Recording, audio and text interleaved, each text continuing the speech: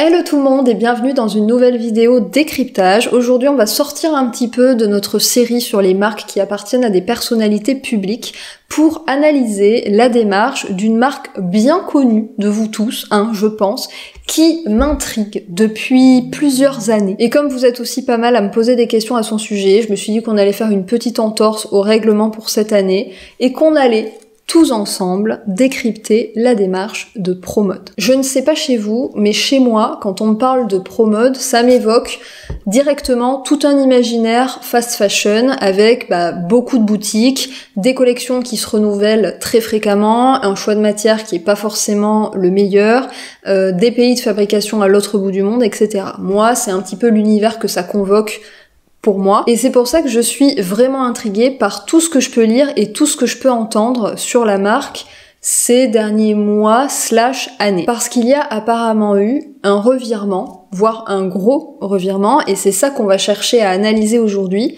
dans la démarche de Promode. Et même si évidemment je m'attends pas à voir une marque éthique et responsable de musée, voilà, le parfait modèle, le parfait élève, c'est pas ce que je m'attends à trouver là. Je pense évidemment que il y aura beaucoup de nuances à apporter à tout ça, mais il va bien falloir à un moment donné que les grands monstres de la mode, aka, Zara, H&M et tutti quanti, et donc Promode, il va bien falloir à un moment donné que ces marques se remontent les manches et se tournent réellement vers des démarches qui soient plus vertueuses, autant d'un point de vue humain qu'environnemental. Il va être temps, en fait, que des choses soient faites, qu'elles prennent leurs responsabilités et qu'elles mettent la machine en route. Pour l'instant, tout ce qu'on peut voir au niveau de toutes ces démarches, c'est que voilà, c'est beaucoup du flan, c'est beaucoup des mots, des discours, etc., mais l'industrie est pas fondamentalement en train de changer. Promode, c'est 400 boutiques dans 5 pays différents, c'est 2000 collaborateurs, donc vous imaginez,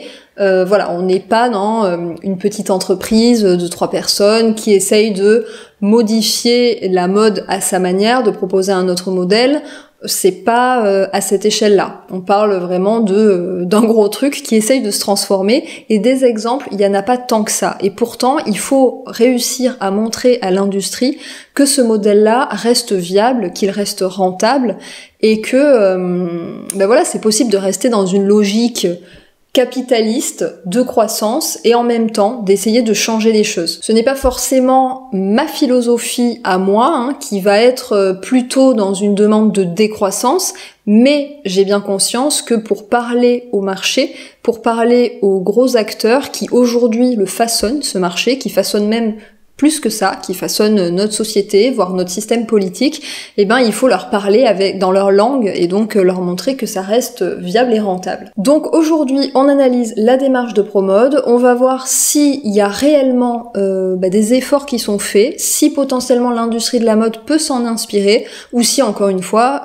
parce que c'est possible qu'on soit aussi là-dedans, on est principalement sur du discours, sur du vernis de façade. Mais j'arrête mon blabla, on va aller voir directement ce qu'on trouve de manière très concrète sur le site. Alors, nous y sommes. Donc, la nouvelle collection, ok, toutes nos tailles du 34 au 48.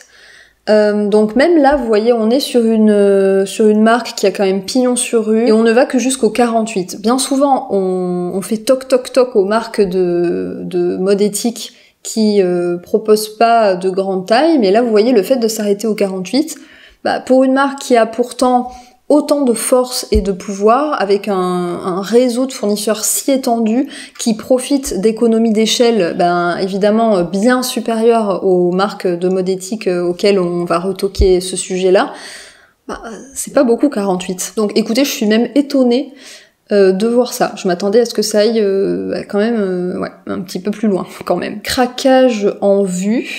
Voilà, donc là le vocabulaire qui pousse à l'achat, puisque voilà, c'est un petit craquage, allez, j'ai craqué là-dessus, j'ai dépensé de l'argent pour quelque chose dont je n'avais pas besoin et que je ne porterai peut-être pas, mais j'ai craqué. Alors, on va aller voir ce qu'ils disent dans les engagements. Je précise d'ailleurs que Promode, c'est une marque française, et point aussi, je trouve vraiment intéressant, c'est que justement le président actuel, c'est le fils, si je ne dis pas de bêtises, attendez, laissez-moi vérifier, c'est ça, c'est le fils du fondateur. fondateur qui a créé la société en 1975. Alors, la première étape, c'est les matières premières et conception. Donc ça, c'est un point assez intéressant aussi, c'est que ils ont gardé, alors pas pour l'ensemble de la collection, pour une partie de la collection, ils ont gardé en interne le travail de modélisme, donc de réfléchir en fait eux-mêmes aux coupes, aux produits qui vont sortir. Et ça, c'est quand même un atout majeur quand on cherche à limiter l'impact du produit, parce qu'on peut, dès le départ, le penser, ce produit, pour qu'il ait un impact le plus petit possible. Donc déjà, l'imaginer avec ce choix de matériaux, cette coupe, ces finitions. Le fait de produire dans ces conditions, ça permet aussi d'avoir un meilleur contrôle sur le choix des fournisseurs, notamment le fournisseur de tissu. Donc ça va rajouter un rang dans la connaissance du maillage de fournisseurs. Et puis ça permet aussi de se poser la question essentielle du besoin de créer ce produit. C'est-à-dire que on n'est pas là à feuilleter le catalogue d'un fournisseur et à dire ah oui ça c'est pas mal, ça c'est pas mal, ça c'est pas mal. Non, en fait on part de la base, c'est-à-dire bon bah de quoi on a besoin, de quoi nos clientes auront-elles besoin cette année. On pose tous les besoins et à partir de là, bah voilà, il va y avoir des modélistes, des stylistes qui vont travailler sur les produits qui vont répondre à ces besoins et ensuite on va aller chercher dans un maillage de fournisseurs qu'on connaît, les tissus, les ateliers de confection, etc. Préciser que c'était finalement assez rare dans ce genre de grande structure de mode d'avoir conservé ce pan vraiment en interne qui s'appelle de la conception à façon. La majorité du temps, les entreprises, elles font de la conception au forfait. Ça veut dire que c'est le fournisseur qui va lui délivrer le produit fini. Elle lui indique la marque, elle lui indique ce qu'elle veut, c'est-à-dire voilà à peu près ce dont on aurait besoin avec tel tissu, et puis le fournisseur se débrouille pour s'approvisionner par lui-même et avec ses modélistes, ses stylistes, créer le produit que la marque a demandé. Donc ils ont ce qu'ils appellent ProMode for Good. Ça va être tous les produits qu'ils considèrent comme éco-conçus. Et c'est là vraiment qu'on va vraiment concentrer notre attention, parce que c'est là le piège et c'est là où peut se trouver le greenwashing. On l'a d'ailleurs observé dans maintes et maintes reportages jusque-là. Attention à tous les for good, conscious ou je ne sais quoi que toutes les marques peuvent inventer. Ça va être elles mettent un petit pin vert, une petite feuille. Elles considèrent que parce qu'il y a peut-être 20% de polyester recyclé à l'intérieur de la composition, paf, ça c'est un produit éco-conçu qu'on va pouvoir vendre peut-être même un petit peu plus cher, en tout cas à une clientèle qui essaye de consommer mieux. Donc hop, on va mettre ça, on va enrubanner ça de vert et de choix conscients, etc. Et puis, alors qu'en fait, c'est pas si terrible que ça. Ce qui est vraiment intéressant dans ce genre de démarche de grandes marques comme ça de fast fashion, c'est de regarder le cahier des charges. Qu'est-ce qu'il faut pour qu'un produit puisse être tamponné, éco-conçu, pour qu'il puisse être dans cette collection-là? Est-ce que réellement, ce sont des produits qui s'inscrivent réellement dans une démarche plus responsable, plus éthique, ou est-ce que c'est juste un petit tampon vert et en fait il n'y a pas grand-chose derrière. En tout cas voilà, chez ProMode ça s'appelle ProMode for Good, et là il nous explique qu'il faut contenir à minima 20% de matières moins impactantes sur l'environnement. Donc vous voyez, moi quand je vous prenais l'exemple d'un discours un petit peu bullshit, je vous disais il y a 20% de polyester recyclé. Faut voir à quoi ça ressemble, parce que si c'est 80% polyester conventionnel, 20% polyester recyclé, il faut voir à quoi ça ressemble, parce que on en parlera, mais pareil, les circuits, enfin les filières de polyester recyclé, il y en a qui posent problème, avec de gros points d'interrogation et voire même des petits scandales.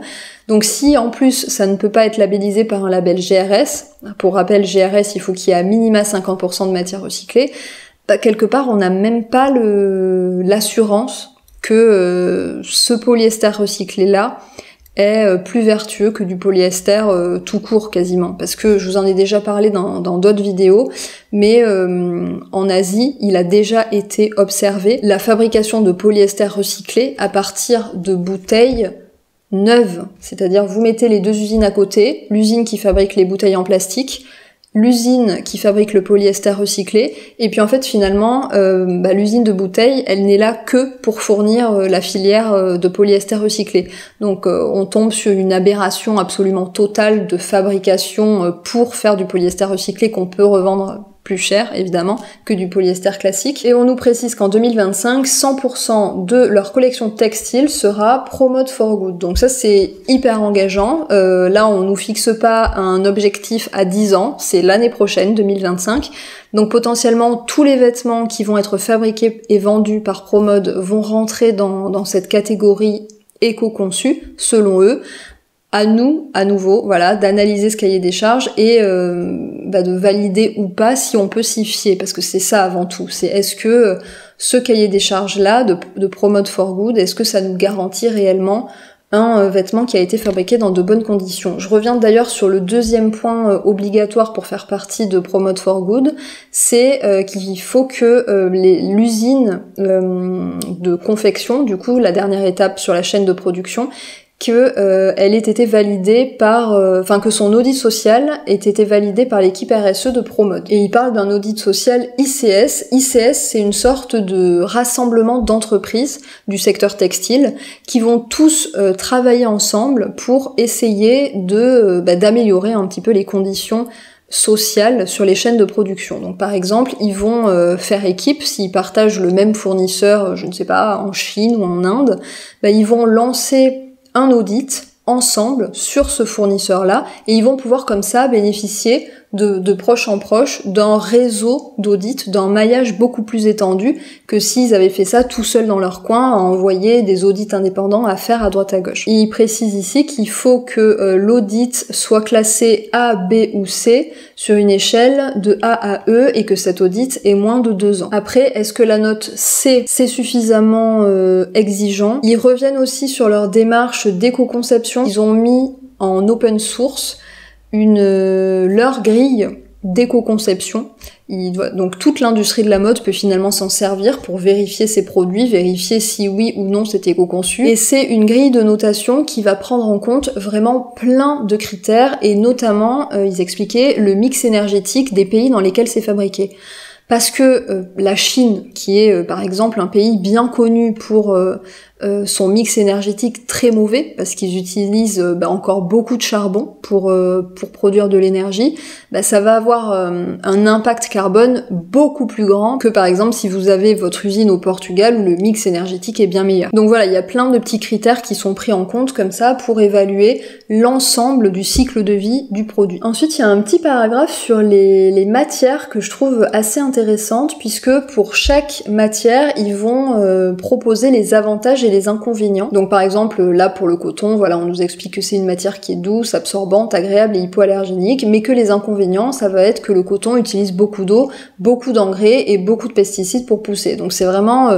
moi je suis toujours favorable à ça, à donner des clés aux clients ou à la cliente pour qu'ils puissent choisir le plus en conscience et surtout en connaissance possible. Et donc voilà, ils expliquent que l'alternative que Promode va choisir pour ses produits éco-conçus, ça va être le coton bio, le coton recyclé ou ce qu'ils appellent le coton en conversion. Même chose pour ce qui va être les matières synthétiques. On revient d'ailleurs sur la définition de ce que c'est une matière synthétique. On nous explique que c'est issu de la pétrochimie, donc de ressources qui ne sont pas renouvelables. On nous rappelle aussi que ce sont des matières qui libèrent des microparticules de plastique à chaque lavage, et donc le choix de Promote for Good, ça va être d'utiliser des matières synthétiques qui vont être recyclées. On continue avec les matières artificielles, donc notamment évidemment la viscose, on en parle tout le temps, de cette fameuse viscose que beaucoup de marques aiment nous faire passer pour une matière naturelle, sauf qu'en fait déjà ce n'est pas le cas, puisque comme Promode vous le dit très bien, c'est une matière artificielle, mais en plus de ça c'est pas du tout une matière écologique. Et donc ils expliquent que eux ils vont favoriser la viscose EcoVero ou l'Iva Eco, je connais pas d'ailleurs ça, l'Iva Eco, j'irai regarder ce que c'est, ou la viscose recyclée. Pareil pour ce qui va être lyocell et tencel. Alors attention, bien souvent j'ai l'impression que les grandes marques essayent de faire une certaine confusion autour du lyocell et du tencel, comme si c'était la même chose.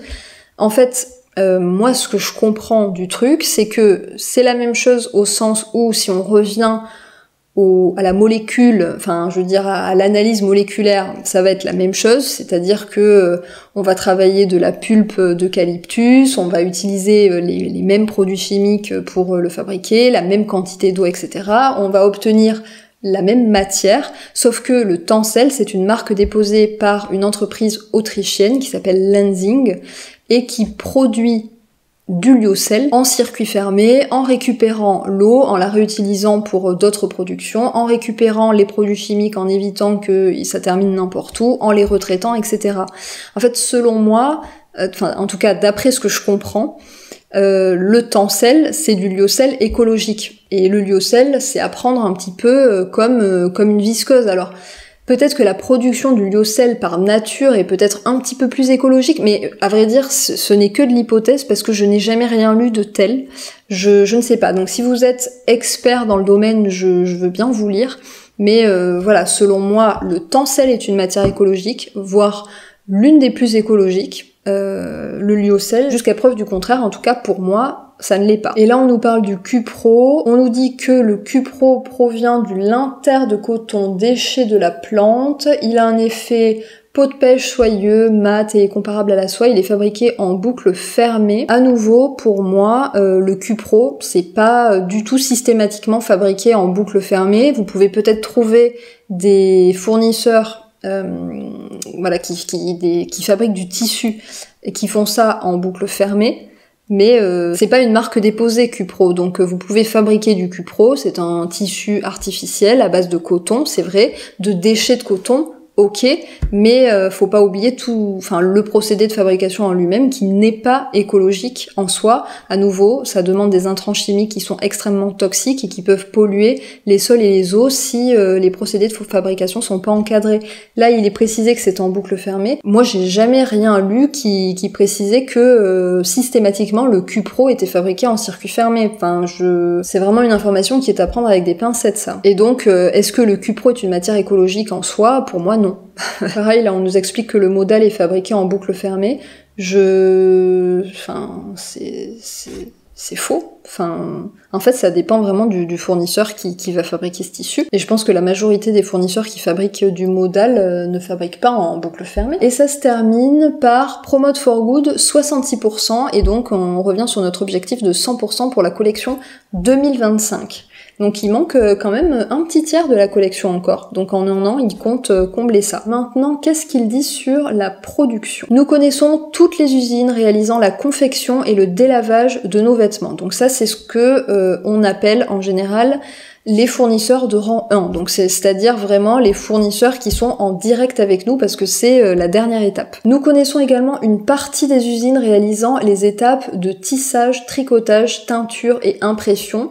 Donc ça va être tout ce qui va être rang 2, donc plus loin encore. Donc c'est ce que je vous disais, rappelez-vous au début de la vidéo, ça va aussi dépendre si votre vêtement, il a été fait à façon ou au forfait. Si c'est au forfait et donc que vous l'avez acheté directement sur le catalogue du fournisseur, là, bien souvent, en tout cas si vous menez pas votre enquête, vous n'allez connaître que votre fournisseur de rang 1. En revanche, si vous créez le vêtement de A à Z, donc à façon, il y a de fortes chances que vous connaissiez aussi votre fournisseur de rang 2, donc à minima la personne qui va vous vendre le tissu. Et ensuite il faut encore pousser l'enquête si vous voulez connaître le rang 3, donc qui a filé les fils qui ont permis de faire ce tissu là, et puis ensuite vous pouvez remonter encore en 4 d'où vient la matière première. Et quand on parle de devoir de vigilance des entreprises, c'est vraiment ça qui est au cœur du débat.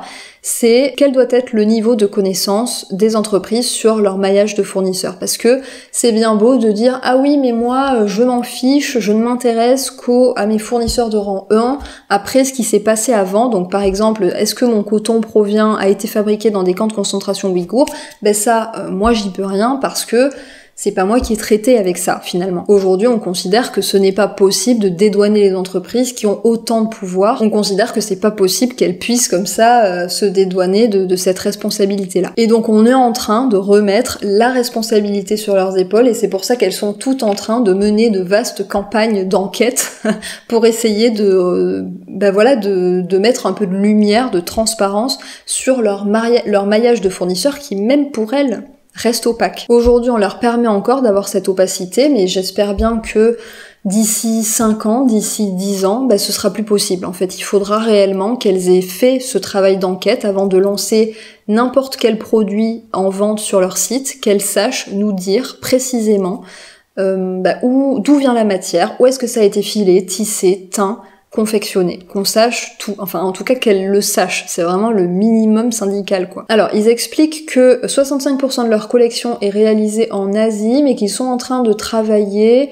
à développer des partenariats de proximité en Europe, au Maroc ou en Tunisie. Ils mettent aussi en place cette petite carte assez intéressante avec le nombre de leurs fournisseurs en fonction des pays. Donc c'est assez intéressant de voir un petit peu où tout est fabriqué. Pour chacun des gros pôles, on nous explique un petit peu quels sont les savoir-faire qu'on peut trouver dans ces pays-là.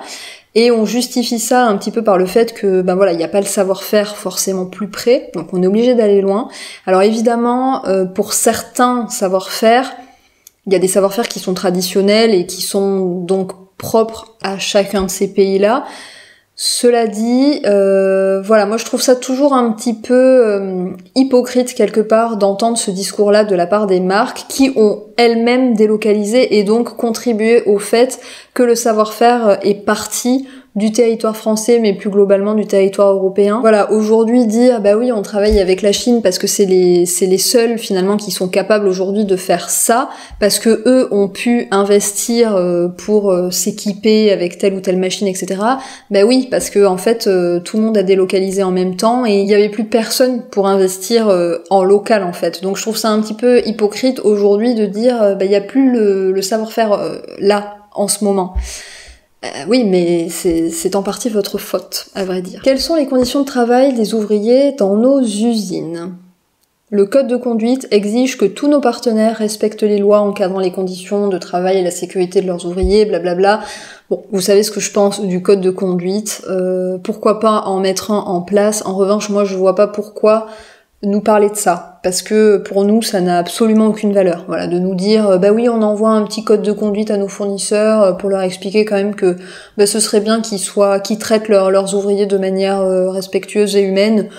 Oui, bon, moi je m'en fiche de savoir qu'ils aient ça placardé dans les toilettes si vous voulez, moi je voudrais avoir des preuves que ce soit appliqué surtout. Voilà, c'est là où ça devient plus intéressant. Promode réalise des audits sociaux selon le référentiel ICS, c'est ce dont je vous parlais. Le rapport d'audit est analysé par notre équipe RSE afin de viser à une amélioration continue, parce que donc ces audits par ICS, ils sont là avant tout pour donner un état des lieux d'une situation à un instant T. Donc voilà comment ça se passe chez ces fournisseurs-là. Et ensuite, c'est à la marque de prendre des mesures, d'essayer d'aiguiller son fournisseur pour améliorer les pratiques. On va cliquer sur ce fameux rapport RSE pour voir un petit peu à quoi ça ressemble, qu'il soit en accès libre, facile d'accès à tout le monde, facilement trouvable sur le site, etc. C'est vraiment chouette. On est sur un rapport de 76 pages, donc il y a de la matière. Là, ils expliquent que leur démarche RSE se définit autour de 3 axes: réduire l'impact environnemental, donc ça c'est un peu tout ce dont on a parlé depuis le début, renforcer la durabilité, donc la durée de vie des produits, donc là ça va surtout se jouer sur le choix des matières et les finitions, et aussi le fait que évidemment ça n'appartient à aucune tendance éphémère. Et le troisième pilier, faciliter la recyclabilité. Donc ça c'est vrai que c'est un sujet qu'on n'a pas du tout retrouvé en se promenant sur le site jusqu'à maintenant, puisque là le principal enjeu de la recyclabilité, ça va être les compositions, est-ce qu'elles sont mélangées ou pas? Ça va être le principal enjeu. Parce qu'à partir du moment où vous avez des compositions qui sont mélangées, donc plusieurs fibres, par exemple du coton et du polyester, aujourd'hui on arrive à des limites opérationnelles, on n'est pas capable de recycler ce genre de tissu. Et pourtant, c'est peut-être bien la grande majorité des tissus aujourd'hui, des tissus textiles qui composent nos vêtements malheureusement. Petit paragraphe intéressant aussi où ils exposent les difficultés pour intégrer des matières moins impactantes. C'est vrai que c'est intéressant que la marque puisse s'exprimer, qu'elle prenne en fait ce rapport RSE comme une boîte de dialogue finalement avec ses clients pour expliquer où sont les difficultés pour elle aujourd'hui à passer par exemple à 100% de tissus plus écologiques. C'est une entreprise qui doit tenir certains objectifs, parce que c'est aussi, la taille fait qu'elle a aussi des responsabilités qui sont plus importantes. On le disait, c'est plus de 2000 collaborateurs, ça veut dire plus de 2000 personnes à payer tous les mois quelque part, et donc il y a aussi cette logique de rentabilité. On peut pas tout basculer du jour au lendemain. Il se peut aussi, comme ils le disent, que les fournisseurs ne disposent pas de stock de matières moins impactantes. C'est une entreprise qui travaille avec des fournisseurs depuis extrêmement longtemps. Ils essayent en fait de conserver des partenaires commerciaux sur le long terme, et donc parfois on a un partenaire sur lequel on compte, qui lui-même a ses propres responsabilités avec ses propres employés. On a ensemble évolué depuis 10 ans, 15 ans, on marche main dans la main ensemble, et lui il s'est pas encore mis à produire des tissus qui vont être plus écologiques, qui vont être certifiés, etc. Est-ce que pour autant on va fermer la porte et lui dire ciao, nous on va travailler avec des gens qui font mieux? Alors peut-être que c'est ce que certains feraient, mais je pense qu'on peut aussi comprendre la logique qui veut que on préfère mettre la priorité sur ce lien qui a été créé de long terme, et puis choisir de continuer à évoluer ensemble, et tout en sensibilisant et en faisant en sorte potentiellement que dans les années futures, ce fournisseur augmente son catalogue de matières plus écologiques. Par exemple, c'est aussi une façon de faire évoluer le secteur quelque part. Et puis enfin, l'augmentation des prix de l'énergie et de certaines matières. C'est vrai qu'on n'en a pas parlé, mais ProMode, c'est une marque qui va proposer des prix qu'on considère comme accessibles. Ils vont essayer de proposer des prix bas, même si on l'a dit, les prix ont augmenté depuis qu'ils ont choisi cette stratégie de miser davantage sur la qualité. Les prix ont un petit peu augmenté, mais ils restent quand même avec cette ligne directrice d'être une mode qui reste accessible. Donc forcément, quand on a cette ligne directrice qui est chevillée au cœur, qui fait partie de notre ADN, on peut pas directement passer sur des matériaux qui vont être 100% écologiques. Peut-être que dans le futur, quand toute l'industrie, fournisseurs compris, sera passée sur quelque chose de plus vertueux, en mettant au centre le calcul d'impact, peut-être que ces matières-là coûteront moins cher, puisque ce sera moins rare. Grâce au balancier de l'offre et de la demande, grâce aux économies d'échelle, on arrivera à produire des matières plus écologiques, moins chères. C'est ce qu'on peut espérer. Ça aussi c'est intéressant, le top 8 des matières utilisées. Donc on voit que pour 31% c'est du coton, donc pas du coton bio.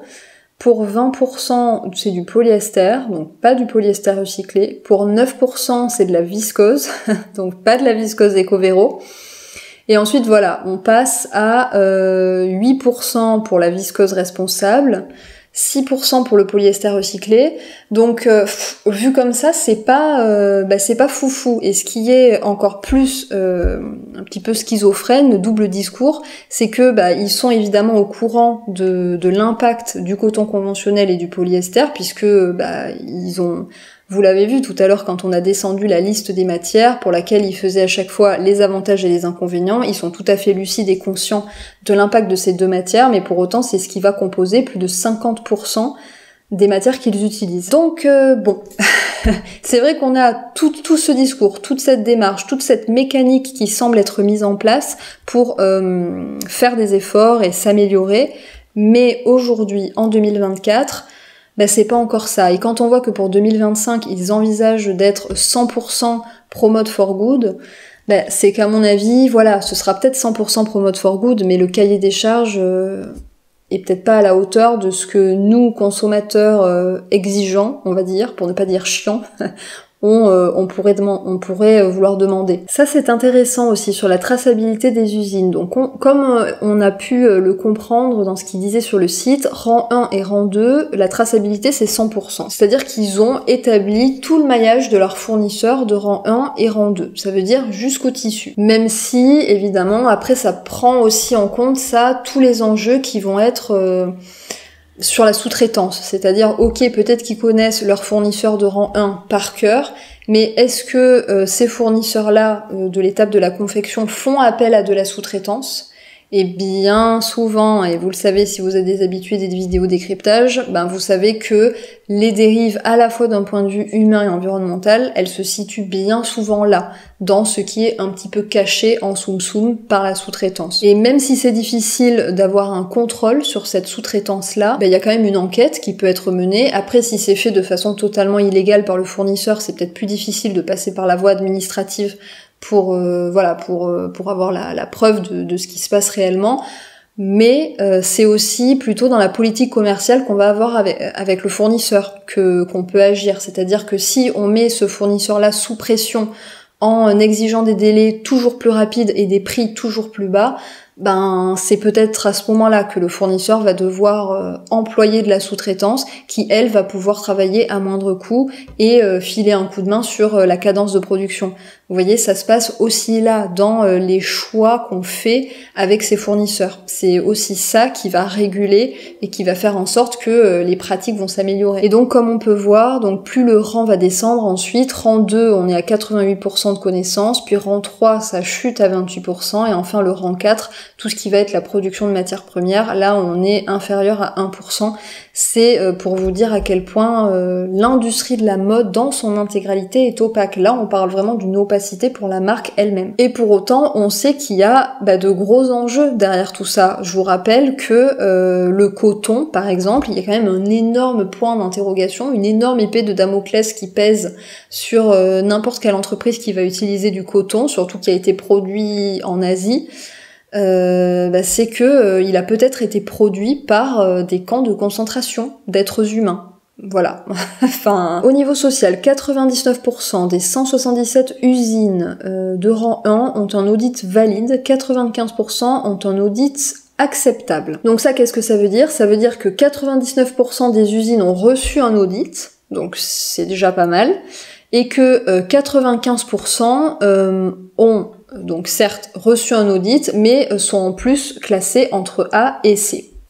C'est pas mal. Il reste évidemment 5% qui ne le sont pas, mais on peut espérer que ça va changer et qu'on va tendre vers de meilleures pratiques. Quand le vêtement est travaillé au forfait, l'entreprise, elle n'a de lien qu'avec son fournisseur de rang 1. Elle voit pas, elle, le fournisseur de rang 2. C'est directement son fournisseur qui va traiter avec lui. Alors que si le vêtement est travaillé à façon, là, c'est la marque qui va travailler avec le fournisseur de tissu. Donc forcément, il y a davantage de contrôle sur les fournisseurs en direct, et 68% sont audités et conformes, donc c'est-à-dire avec une bonne note.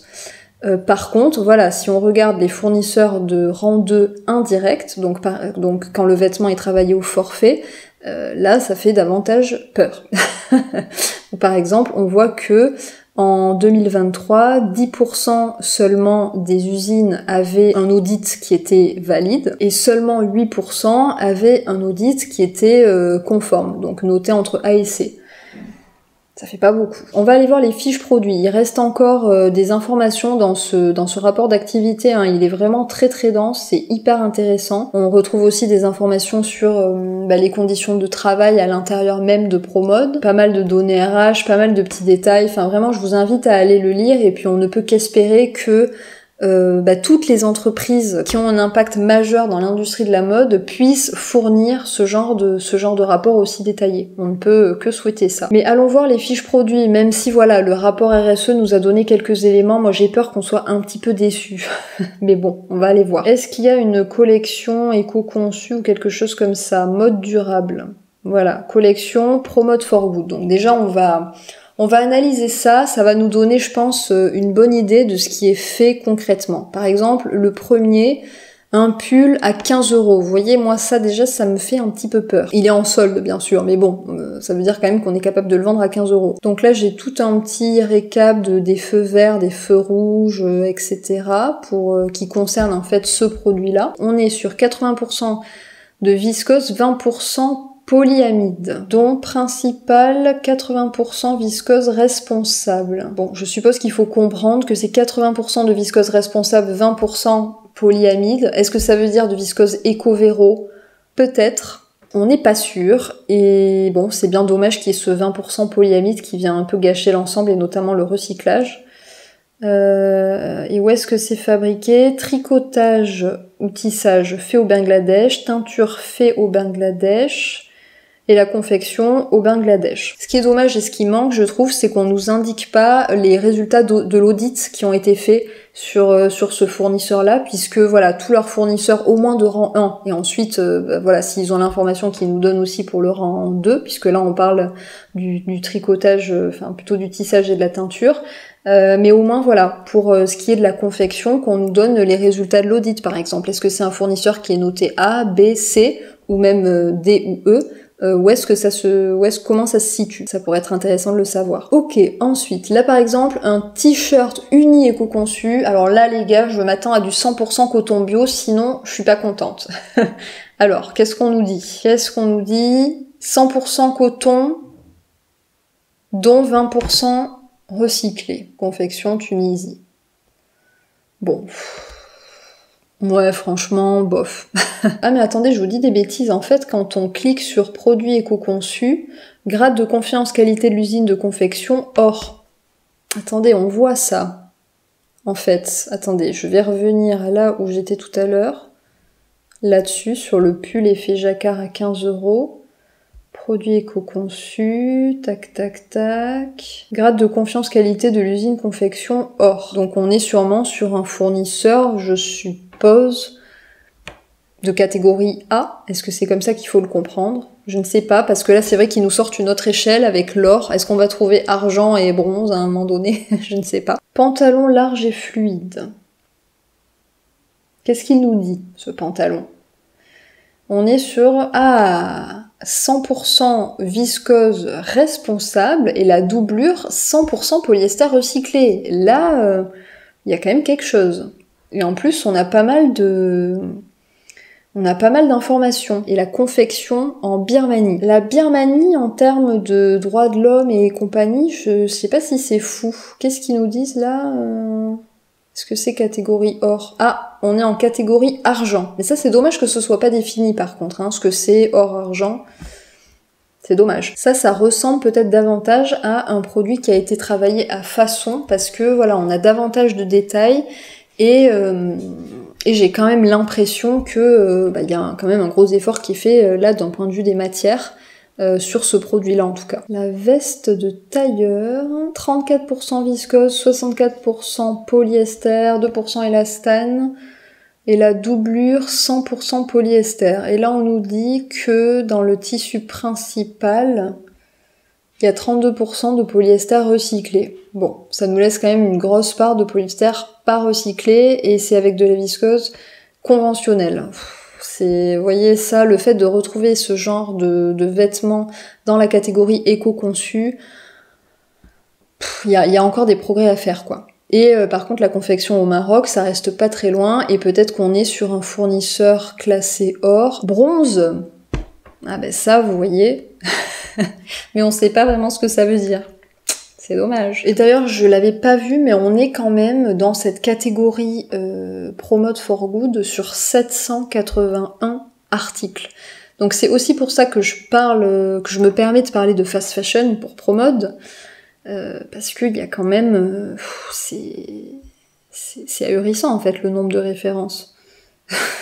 Pantalon large imprimé, 100% viscose responsable. Tissage, impression en Turquie, confection au Maroc, et on n'a pas le petit onglet produit éco-conçu. Allez, allons voir cette veste sans manches. Qu'est-ce que ça nous dit? Alors, ils ont arrêté de nous mettre le petit onglet éco-conception là. Comment ça se fait ça?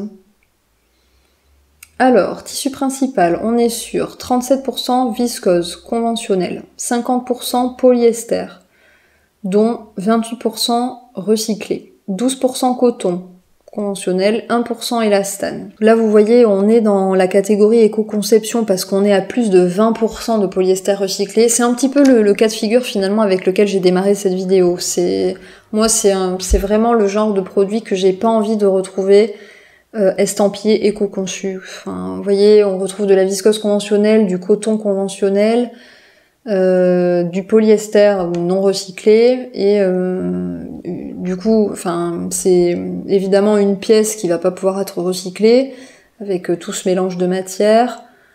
Ouais. Bon, je pense que on peut de là tirer une conclusion. Ça sert à rien d'approfondir plus avec ce qu'on a vu déjà. Je pense que vous avez déjà vous-même une idée.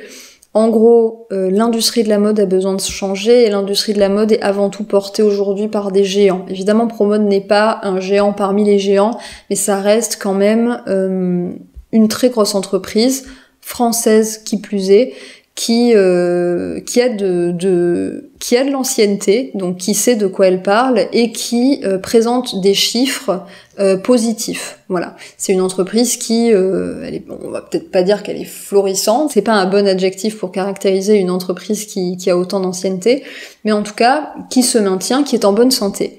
Et pour autant, elle a opéré donc depuis 2017-2019, ça dépend des versions, ce virage vers plus de responsabilité sociale et environnementale, en tout cas dans tout ce qui est la grosse machine de l'entreprise, tout ce qui est la mécanique, les rouages. Tout a l'air de se mettre en place dès la conception des produits, les modélistes, les stylistes ont tous et toutes été formés sur les enjeux, sur toutes ces questions-là, pour dès qu'ils pensent aux produits qu'ils vont devoir faire, ils doivent d'abord penser à la durabilité, à la qualité, et puis ensuite décliner tout ça sur l'impact des matières qu'ils vont utiliser, l'impact des coupes, etc. Donc c'est très bien de montrer l'exemple, c'est très bien d'avoir ce rapport RSE qui soit extrêmement détaillé, d'aller autant dans le détail, de donner des clés aux consommateurs pour qu'ils comprennent mieux, pour qu'ils puissent choisir en conscience, d'expliquer pourquoi certaines matières sont mieux que d'autres, quels sont les enjeux qui sous-tendent tout ça,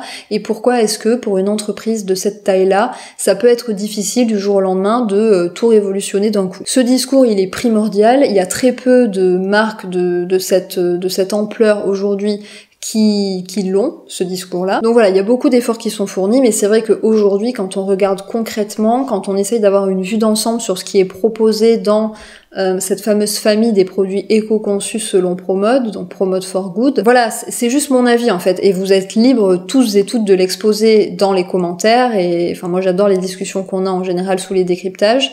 Ça reste pas suffisant pour moi, Céline. En revanche, c'est vraiment à mettre en perspective avec tout le reste. Ça reste une mode qui est beaucoup plus accessible en termes de prix que ce que peuvent proposer les petites marques éthiques et responsables qui se lancent, qui essayent de produire en local, en étant presque parfaite à tout point de vue. C'est évidemment pas les mêmes prix, vous pouvez multiplier par 10, tout simplement. On l'a dit, le prix qu'on met à l'achat, quand on dézoome un petit peu, si on commence à acheter des vêtements qui vont durer plus longtemps, qu'on va porter plus longtemps, qui vont pas s'abîmer, etc., ça va être un bon investissement. Oui, mais tout le monde n'est pas capable de payer ce prix initial plus haut dès le départ. Ça, il faut bien le comprendre. Donc, si on a un budget vestimentaire qui est vraiment très réduit, soutenir Promode plutôt que de soutenir Primark, moi je vous conseillerais de faire ça, parce que ça envoie à Promode le signal que oui, nous on est intéressés par cette démarche-là et on a envie que vous alliez encore plus loin. Et vous pouvez même à l'intérieur de cette offre Promode for Good aller chercher des produits qui correspondent à une exigence. Par exemple, on a vu des produits qui étaient 100% visqueuses responsables et qui étaient produits dans des usines classées or. Là, vous voyez, vous achetez un produit. Alors certes, quand on regarde la démarche globale, elle est loin d'être parfaite, mais vous envoyez finalement à toutes les personnes qui vont analyser les chiffres de Promode à la fin de l'année, vous envoyez un petit +1 sur la robe qui a été faite en visqueuse éco-responsable dans une usine classée or, et peut-être que ça va aider la machine à se mettre plus vite en route, quelque part. Chacun peut agir à sa manière et évidemment à la hauteur de son budget, de ce qu'on est capable de faire, de l'espace mental qu'on a de disponible aussi, Et donc toutes les actions qui vont dans le bon sens sont bonnes à prendre. C'est pour ça que si ça peut servir de modèle à l'ensemble de l'industrie, qu'on peut être une entreprise en bonne santé et essayer d'adopter un virage plus responsable, c'est une bonne chose, parce qu'il va falloir que les entreprises s'y mettent et vite.